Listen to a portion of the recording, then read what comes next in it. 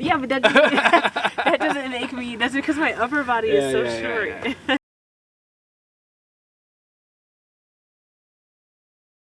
Cool over here.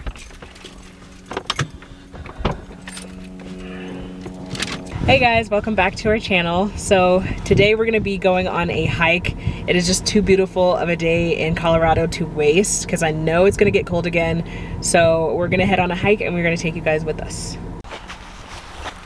All right guys, so we're here at the trailhead at Blodgett Open Space in Colorado Springs. We've actually done this trail a couple times. It's gorgeous, it's challenging, and it's right outside of Colorado Springs. I think the first time we did it, it was fall of, you were not pointing that at me at all. It was fall of what, 22? Yeah, the year we got married. Yeah, fall of 2022. And it kicked our butts. The incline got pretty difficult pretty fast, but we have much better hiking legs this time, so we hope to get all the way up there. Yeah, I'll show you guys in a minute, but I think it was also, we didn't finish. It did kick our butts, but I do think we could have finished because it was fall, so it got cold and dark a lot quicker. So I will show you guys where we are going. Wait, which point is it? Right over there is where we're trying to go.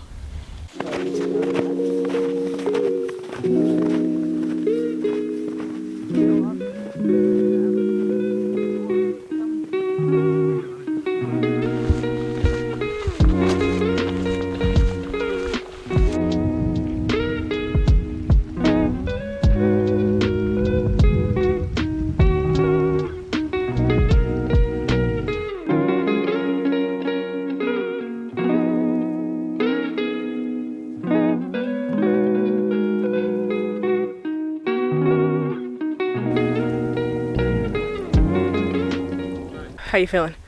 Good. Yeah? Yeah, my hiking legs are back. Usually takes a little bit.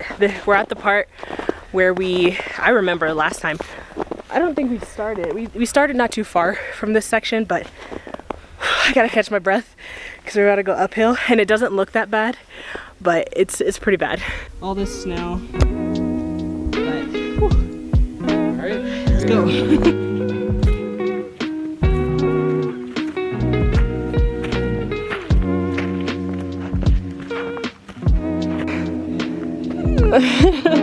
Oh my gosh.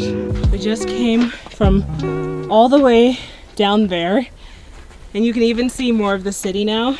So we definitely just, out of breath. We definitely just had a little bit of an incline. Yeah, I mean, it wouldn't be so bad if it wasn't for all the mud and snow or slick ice. It's like, if you're around on the beach, it's like every step you don't get as much forward progress as you're supposed to. Yeah. So you have to do a lot more work, but here we go. We're gonna take a little break though. I need some water.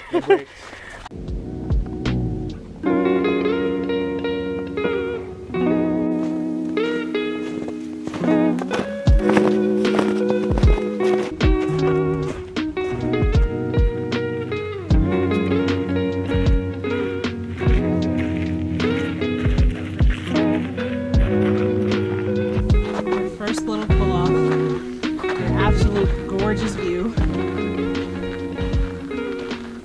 We made it pretty far. Yeah, an hour and a half about. Well, we started somewhere, because we came up this like windy road down there. I don't know if you guys can see that. But we started like way down there. Great view of Springs. You can see UCCS over there. United States Air Force Academy over there. And that's our home right over there. Where? You see?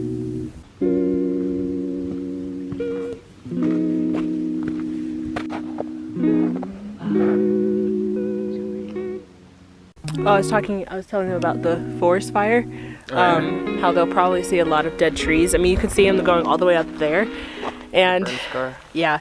And I remember when I was standing, they talked about it. I think it was like a little over 10 years ago that it happened. But it went really far down into like a lot of the neighborhoods, because even one of the parks that I used to take the kids to, there's a memorial there for the fire. Yeah. And I remember the dad of that family was telling me about it, because they've been in that, I think they moved after. That was one of the houses in that neighborhood that didn't burn. And this is like on the base of the mountain, so it hit a lot of people. Yeah, unfortunately, a lot of people lost their homes and their livelihood. Yeah, so that's one thing about out west, is it can be kind of scary. Even since I've moved here, there's been a few further up in the mountains, a few forest fires, even some in Springs, honestly. And the sad part is that a lot of them are started for just dumb reasons. People throwing cigarettes on the side of the road. Or just not paying attention to stuff, and that's the sad part. Not putting your fires out. Yeah, you can burn acres and acres of beautiful land. Hundreds of years for the land to recover. Just because people are being dumb. We're definitely enjoying being outside though, especially since it's been really cold lately. This week has been really nice, so we've been trying to take advantage of that. But hiking is one of my favorite things to do. So I really enjoy doing it when we can. And we're kind of just taking our time. I don't know if we will make it all the way to the top. So it's already like, what, 3 something? Yeah. So we might lose daylight. It's a little sketchy right here. It's really nice. I might use Step on the rocks. Well, there wasn't a rock right there. Step right there. Right there. That's easy though.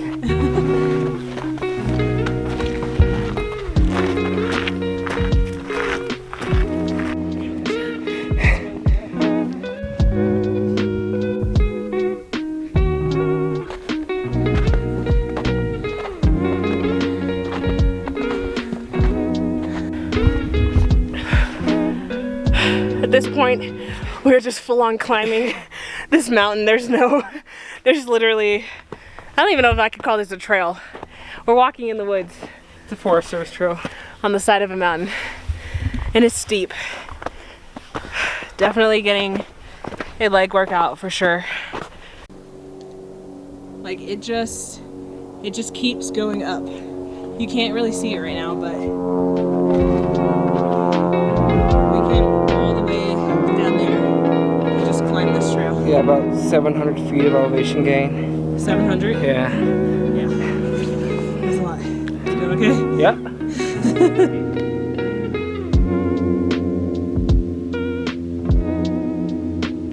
You learn to fly on a glider. I'm not sure.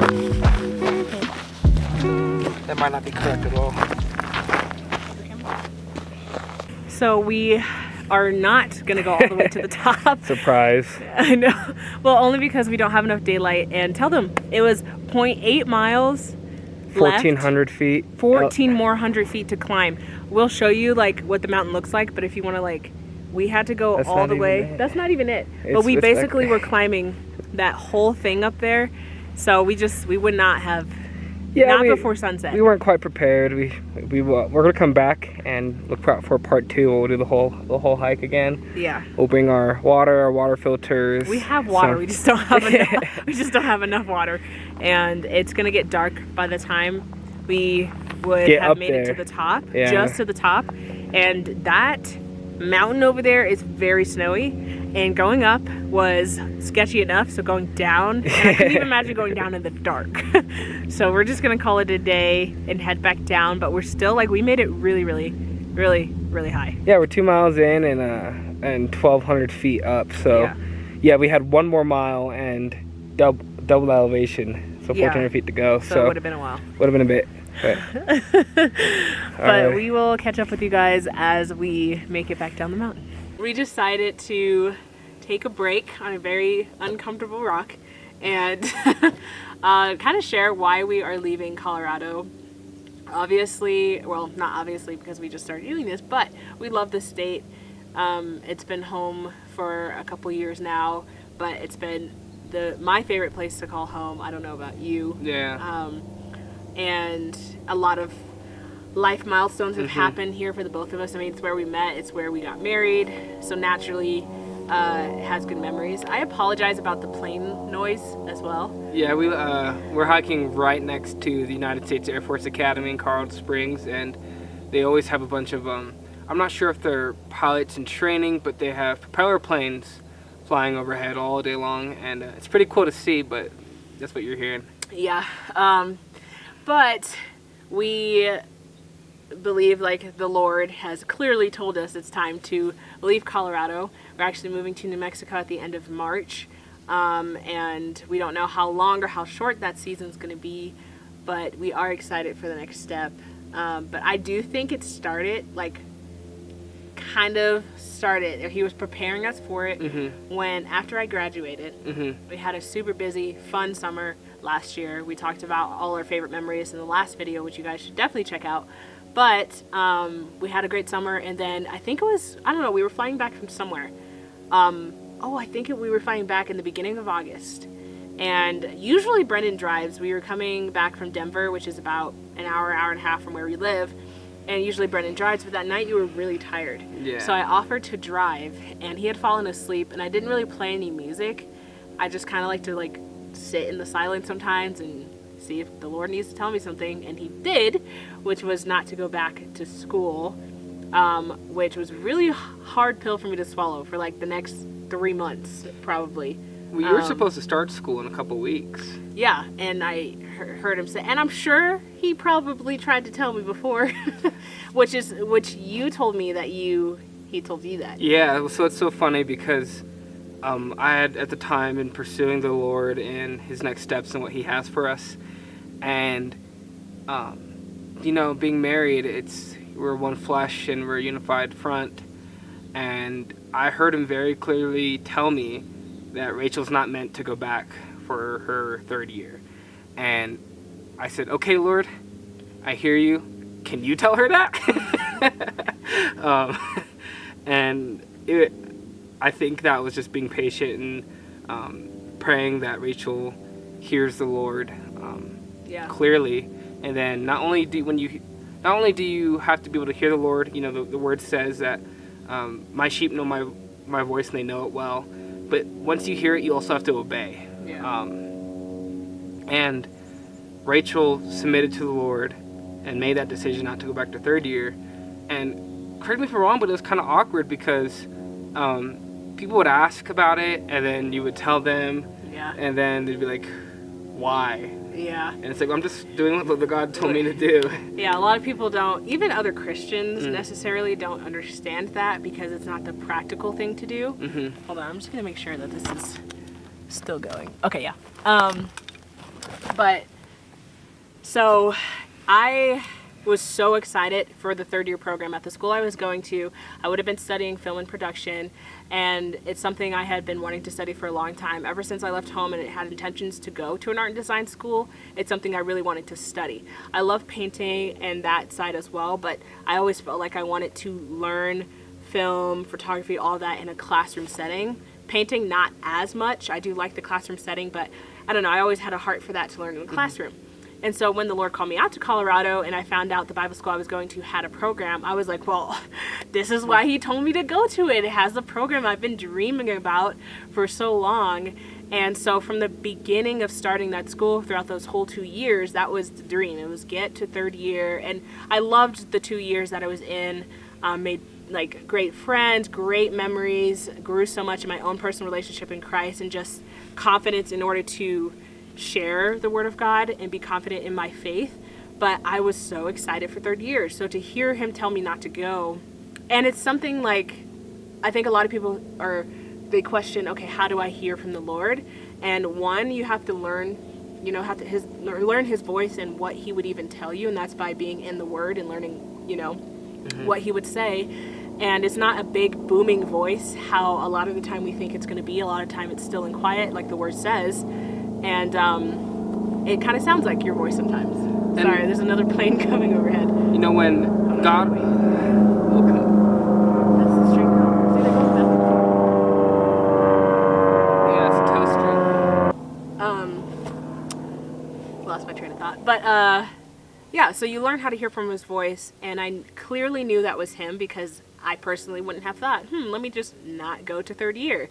And it took, like I said, a while for me to swallow that pill, but yet did I know it was setting us to make the decision to move, because if we had decided to make this decision to still go to school, not only would it have financially affected us, but we also would have been tied in for a longer period of time when it came to moving. Yeah, and to jump on that point, when you hear from the Lord, he will never contradict himself.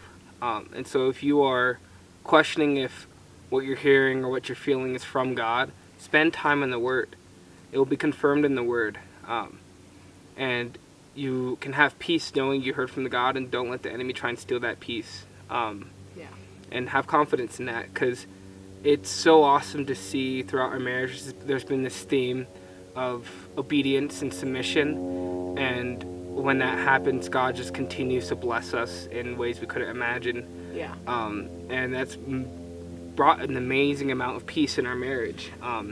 So to go on top of this, like when Rachel decided that she obeyed and didn't go to third year, my career trajectory took a major turn, where the job I was at, I loved. It was a great group of people. The work we were doing was really challenging and really interesting. I could really put myself into it, and I knew I was making great contributions, and I was, the Lord's wisdom there just allowed me to progress really fast in my career. Yeah. And then all of a sudden, due to a bunch of outside forces, things started ramping down for that entire business unit really fast. Yeah, like very fast. Very fast, and but you didn't even we didn't know the full Yeah. extent of it until the other opportunity that the Lord put in front of us came along. Yeah, and so lo and behold, around that time frame, we had been going down to New Mexico a bunch. The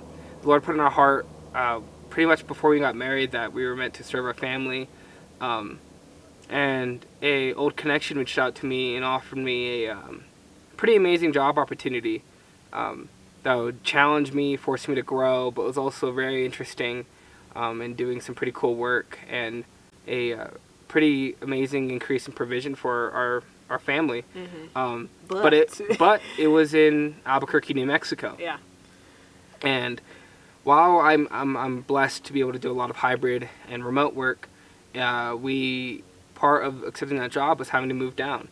And if Rachel had not heard from the Lord or obeyed the Lord, and me too, things would have fallen out in the previous job, where a lot of my coworkers ended up having to move to stay within the company, or even find new work. Yeah, and so when all that happened, we were able to look back in retrospect and see and praise God for how good He is. Yeah. And it's created this excitement in our hearts for what God has in store for us next.